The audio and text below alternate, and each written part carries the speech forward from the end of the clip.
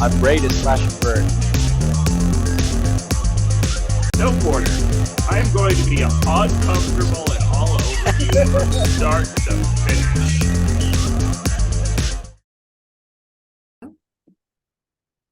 Hello, everyone, and welcome to another episode of Outside of the Box. And I'm really excited because I've wanted to do an EndGame episode for a long time. I know the fans have wanted me to do an EndGame episode for a long time, and I think this couldn't be more perfect timing after the second Golden Bolt, which only EndGame has ever won. So I have Jack Barker with me to talk about your robot. So welcome to the show. Yeah, thanks for having me on. It's been a while. We've been meaning to try catch up with you for a little bit now, but yeah, we just had few too many things on. So it's awesome to be here, and hopefully we can have a cool chat today. Yes, absolutely. So I really want to go back, because we, unfortunately weren't able to make it to have you on the Giant Nut roundtable, and there were definitely things that I wanted to talk about. And one of those things was I'm really curious about Endgame, like initially in its origin state, like coming up with the idea for it. What did you have in mind? I mean, when you actually made it and brought it to BattleBots, is it kind of what you wanted it to be, or did it take time to kind of get it to that point? Yeah, so for those who don't really know the history of EndGame, we originally built it for a competition in China called FNB, and it was under a different name called Death Toll. So that Death Toll was a sort of an upscaling of our featherweight Dream Crusher at the time. So we built this 4-wheel drive 30-pound robot with a spinner and fought it in Australia. And it's sort of just an evolution of that, making it bigger. And then once we'd been to China, BattleBots was like, hey, we're coming back to the Discovery Channel. Do you want to come join us? And we sort of improved it from there. So it's definitely an upscaling of our smaller robot. And basically, the way it came about was, we were watching BattleBots 2015, 2016, thought we want to give that a go. And where can we give it a go? We got to go to Australia. So we sort of went from there. Yeah. Awesome.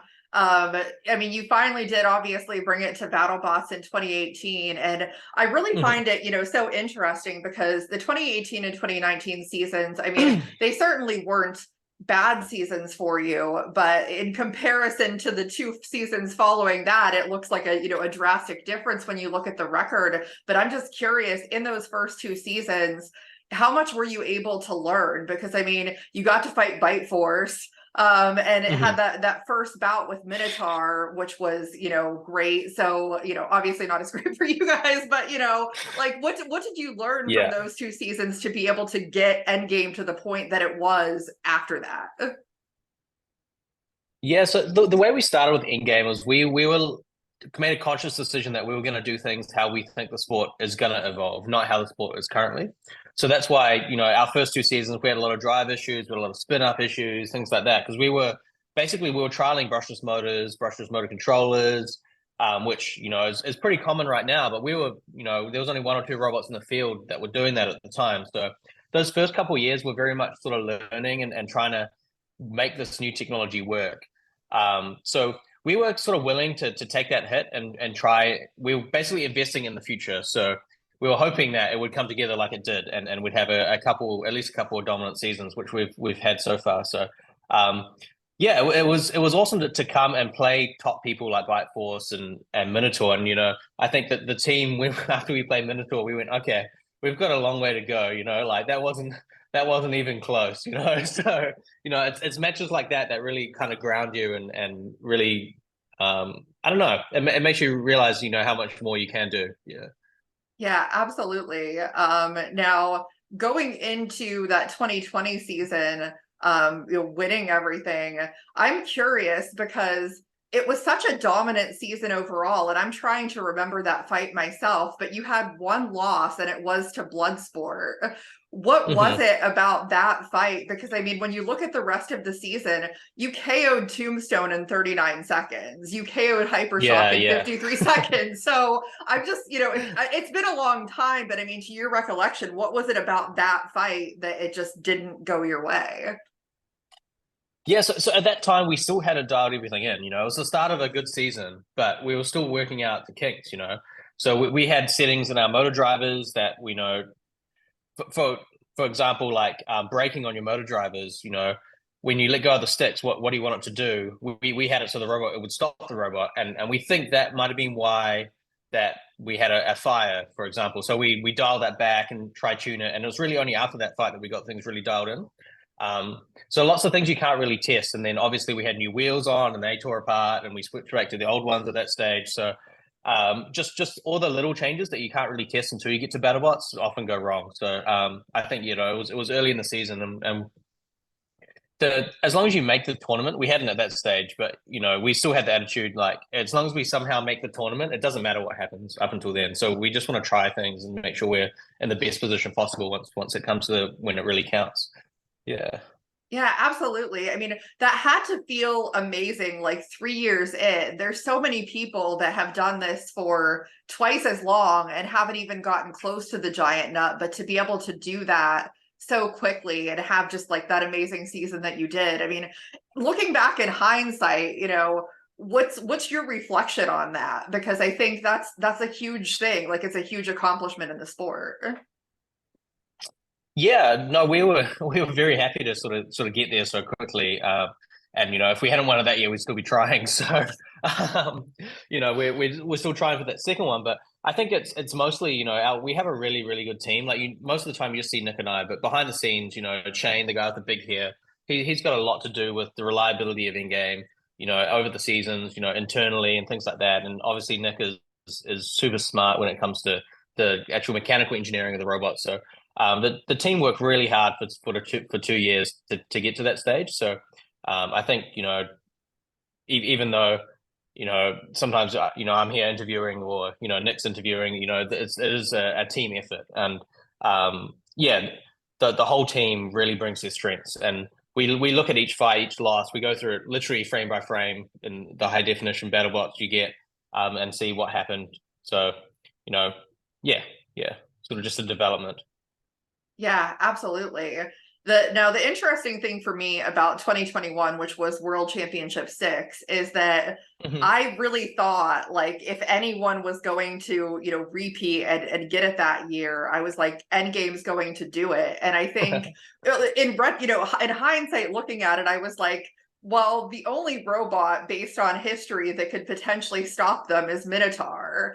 I'm just, curious, like for you, what is it about Minotaur? I mean, obviously it's a great robot. It's my personal favorite of all time, but Mhm. what is it about that matchup for you that makes it so difficult to beat them? Yeah, we actually learned a lot in the second Minotaur fight. Not so much about playing Minotaur, but about how we think the BattleBots sort of scene will evolve. And I think we've seen that this year, where if you go back and rewatch that fight, you can see Minotaur is playing the match for the judges. They're not playing to knock us out. Where up until that point, every single fight we've played, it's like we hit them a few times, they'll die as long as we survive a few hits from them. But after that fight, we rewatched it. And we thought actually the way Minotaur plays is they're not playing to knock you out immediately. They're playing for the judges right from the start, which is something we hadn't done before that. So we've tried to change our strategy a little bit around that and learn from them, and how they beat us there. And then we lost to Copperhead this year, but that was more of we were playing more strategically in that match. It's just they kicked our butt. So yeah. Yeah, it's so funny because in my experience as somebody who has exclusively driven drum style robots, I don't do Mhm. well against vertical spinners, but for some reason, yeah, so but the interesting thing about that is that I think a lot of people thought that Witch Doctor was the favorite to win the Bolt in that first Mhm. Golden Bolt tournament, just because I Right. mean of them, going out the way that they did. They've been a runner-up a couple of times. They probably really like had that hunger to get it. And then you Mhm. ended up winning that fight, in the end and won the first ever Golden Bolt. I mean, it's not the nut, but it's also a huge accomplishment. I mean, I'm sure you had to be excited about that as well. Yeah, absolutely. And I think it's great to sort of have two big tournaments a year. For the fans, you have a bit of a split. You got something to watch in the off season, and yeah, for us, it was awesome to take home the Golden Bolt the first time, and the second time. But that first Golden Bolt, it was sort of like it was a surprise to all the teams. We got there, they're like, we've got the second tournament. It's going to be awesome. We're like, okay, like this is going to be tough to do in one day, and it's a completely different challenge. Doing three fights in one day is completely different to doing one fight a day for 3 days. It's a massive test of your team's logistics. Like your team has to be gelling real well and things like that. So yeah, no, it's awesome to be able to do that um to take out some big names along the way. So yeah. Yes, absolutely. Now kind of catching up and moving on to what's aired this year. Obviously, this all happened a year ago, so it seems Yeah, like so yeah. much, for those of us that were there, it seems like it happened so much longer in the past. But a couple things of note with World Championship 7. I have to talk about the Ripperoni fight, mainly because Donald Hudson brought it up in the Giant Nut Roundtable, where he mentioned Yeah, I the heard him fact, mention that. yes, that it had happened to him, and he was like, "Yep, they got it too." I mean, Ripperoni obviously a rookie robot, but not rookie builders. They're very talented at what they do. Did that match take you by surprise? Yeah, we knew it was going to be a tough one going into it. Just looking at the robot, looking at the people on the team. That it's a rookie. Yeah, like you said, rookie robot, but not rookie people. A lot of them came from Uppercut. You've got Fred Moore and things like that on the sticks. So we knew it was going to be a good robot. And we thought long and hard about how to configure the robot, but in the end, it didn't matter because it drove it right into the kill source slots. But it's such a hard hitting robot, and like we learned a lot from that fight as well. Like how do we stop going to the kill source again? And it was actually quite cool to actually take that massive hit on the rear of EndGame and have everything still work. So it was like almost a confidence booster that we can take hits like that because no one's really got there before and taken a huge chunk out of our robot, and we've designed for that. So it was nice, sort of nice to see the robot continue on afterwards for a bit. Yeah. Yeah, I mean, as far as the main season, like what was your feelings and your takeaways on that overall, aside from the Golden Bolt, of course. Yeah, as a team or just in general? Just in general about the robot's Yeah. performance and how you felt about Mhm. things. Yeah, so obviously this season was more competitive than ever before. So massive props to Sawblaze for being able to win it. Um, and lots of good rookie robots, lots of good second year robots. You've got the Riptide coming back and looking absolutely dominant as well. So but for us, sort of yeah, it's like we obviously got the schedule beforehand this year, so we looked at the fights we were going to have. We knew we were going to play, Blip and then Ripperoni and so on. So we could sort of plan ahead of time and be much more organized than usual, which was good. And but for us, we were pretty happy with our what do you call it, like qualifying season, the first four fights. And how they went. We've had a few incidents like Ripperoni, the weapon stopping with Blip, and things like that. But in general, those four fights are always the most nerve-wracking ones, because you've changed a lot of things on the robot and sort of you never know what's going to go wrong. So, but yeah, I think our team was generally happy with how we did there. Yeah. Yeah, I mean, it was definitely a good season. It was an interesting season, because I've talked about this a lot, but I mean, I don't think that it means that, vertical spinners are, they're not going to win in the future, but like it really did kind of shift the meta a little bit to make you think like that's not necessarily going to be who's there in the end. There could be a lot of outcomes because a lot of these robots have been able to kind of dial themselves in and bring something unique to the table that's really difficult to fight. Yeah, absolutely. And I think the thing is basically any robot design can do well. Things with spinning weapons obviously have an easier job of killing other robots, but I think it's all about the build and the engineering behind it. And a lot of these teams that are starting to do really well now are sort of your second and third, fourth year teams that have had that 2 or 3 years of doing poorly, and they've done the learning, and now they're coming in and starting to kick butt. So it's really cool to see. And I think it really takes 2 or 3 years to get up to speed at this sort of level. So yeah. Yeah, absolutely. Now, kind of going into the Golden Bolt, I'm actually really curious. How long did you have before, like between your last fight in the Giant Nut tournament versus when, the Golden Bolt tournament started? How much time did you actually have?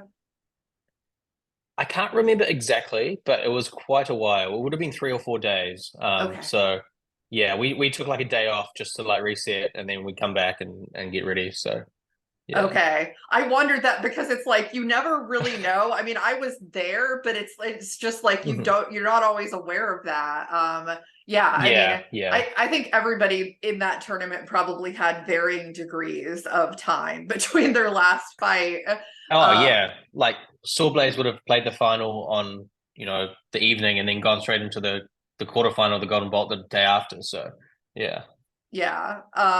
So your first fight was against Free Shipping. And since I really wasn't there for most of that final day and only saw the final match, I was not aware of anything that happened earlier in the tournament. And as soon as I saw you were matched up against Free Shipping, I was just like, I'm so sorry, Gary. Oh. I mean, Free Shipping, obviously, it's a different robot this past season. It definitely was very effective. I mean, Gary's a fantastic driver. How did you have to plan for that? Because I mean, he's just very good at that. Yeah, so free shipping is played a lot in BattleBots, but also a lot outside of BattleBots without the spinner. So obviously we've been watching that, when we were trying to get into BattleBots and things like that. So it was awesome to be able to play him. I think for us, the for free shipping was getting underneath them like it usually is. So when we saw him come out with the sort of wide pontoons and things like that, we thought, oh, this won't be so hard. And then he immediately got underneath us and sort of won the first exchange. So yeah, you never know how it's going to go. You can never be too confident. But yeah, for us, we weren't super worried about the damaging weapon on it because even though it's a vertical spinner, it's quite a small one. So we were going to focus on trying to sort of mitigate his driving because we know that that's what he likes to do. Yeah. Yeah, definitely. Now, you ended up getting Jackpot next, a kind of wild turn of events because, you never know how that match would have gone had Whiplash had some things working differently.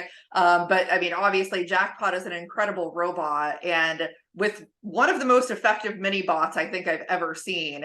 I know you said in the pre-fight interview that you weren't that concerned about the mini bot, but at least until Jackpot's weapon went down, they did initially get under you and were kind of causing some problems. Were you worried at all in that moment because of that?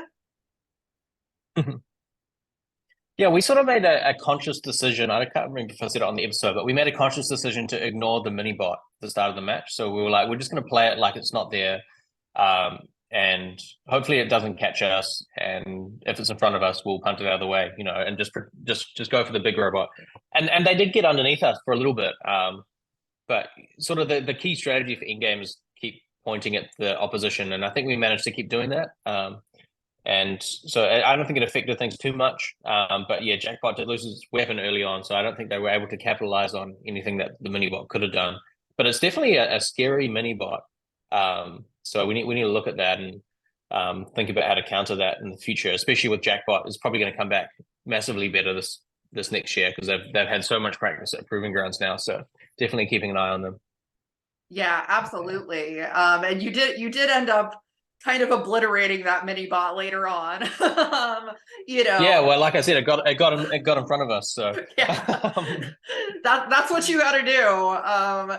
Yeah, yeah. and so you ended up in the finals with Sawblaze, and I mean that had to be pretty like epic to have the prior Giant Nut winner facing the latest Giant Nut winner. And even though I'm sure that team was just exhausted after going through the fights the prior day, you know, you knew that Sawblaze was going to bring it. Now, I'm really curious because I know that there was an unstick that happened and they didn't show that on TV, which I was really surprised about. But I mean, talk about like how that was, because anytime there's a delay, that has to be kind of like nerve-wracking and you have to kind of reset yourself.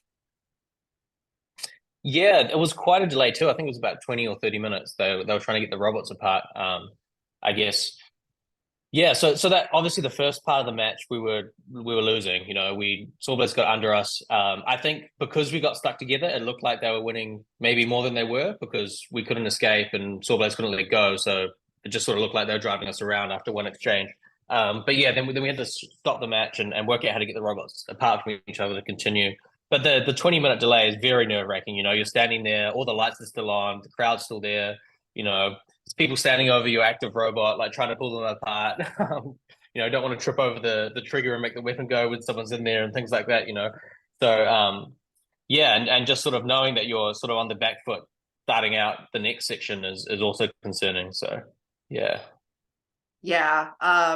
Were you surprised at all that it was a split judges decision? Because personally, like knowing what I know from being there, I was a little bit surprised about that. You know, because yes, they did great, you know, up until like and after the unstick, but then I mean, EndGame just dominated the rest of that fight. So to me, I thought it seemed pretty clear, but I'm just curious to get your thoughts.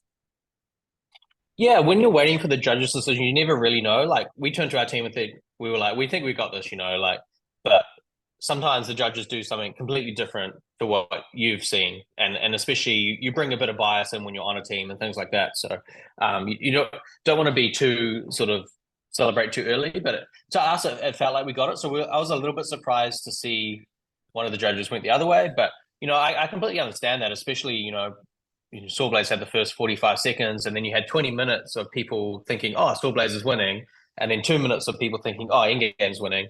So I can definitely see how maybe the unstick also affected that a little bit. Yeah. Yeah, for sure. It's judging is not an easy job at all. Yeah. Well, I mean, you know, that is great that you won, and I loved the sportsmanship after, you know, just like you both really seem to appreciate the amazingness of each other's robots, and they are both just fantastic robots. Yeah, like Sawblaze is one of the best engineered robots there. You know, so we look inside and go, that's a cool robot, and they've done an awesome job, and it's awesome that they managed to take home one of the big trophies this year. So very well deserved by them. Yeah. Yeah, absolutely. And the last thing that I really want to touch on is that, you know, I don't know a lot, but, you know, I've gotten some insight on the combat robotics scene there in New Zealand. And you know, it's really amazing what, you know, I've heard that you've done and like, you know, a few other people have done to really help grow the scene there, because it's not what it is in the US or in the UK. You know, it's still very much developing. And you know, tell me a little bit more about what you've been doing there to kind of help get things going. Yeah, so Nick and I have started a company called Robot Rampage. So we're building a robot fighting complex in Auckland that'll have a featherweight arena. We've got a betterweight arena and things like that. We'll have all the live streaming gear. We'll be able to run, you know, professional events and things like that. So we're hoping that will really boost the scene here. Right now, we've got beetles that we fight monthly. It's a pretty small scene, but definitely trying to blow that out and really make something of it. We're also doing things like corporate events where people can learn to build robots and then fight each other. And yeah, we're coming to California next week. So we're going to be doing some Comic-Con events over there with robots where people can come and drive them and things like that. So we're really trying to make it more accessible to the public, but also kind of build this cool event space and build a company out of it as well. So fingers crossed it goes all right. Yeah. Yeah, hopefully. Because I mean, you know, it's like, even though I'm sure you love being able to come to BattleBots and come to events over here, it's a long trip, I'm sure, for you. And it's much easier to just kind of be able to have competitions where you're at. Yeah, absolutely, and we do have a good community. That's it's slowly growing, and they're keen to book featherweights and things like that. So hopefully we can provide that space to do that. Yeah. Yeah, yeah, absolutely. Well, we obviously don't know when season 8 or anything like that, but I'm certain that whenever that happens, the Endgame will be ready to come back and make another run for both a nut and a bolt, because you've got to make sure that nobody else wins the bolt at this point, right? Yeah, we want to keep we want to hoard the golden bolt, so we'll definitely be back for that. Yeah. Absolutely. Well, for everyone that's watching, I mean, follow, support New Zealand combat robotics however you can. I mean, I think growing a community anywhere you can is amazing. And please like, subscribe, follow the show, all of that good stuff.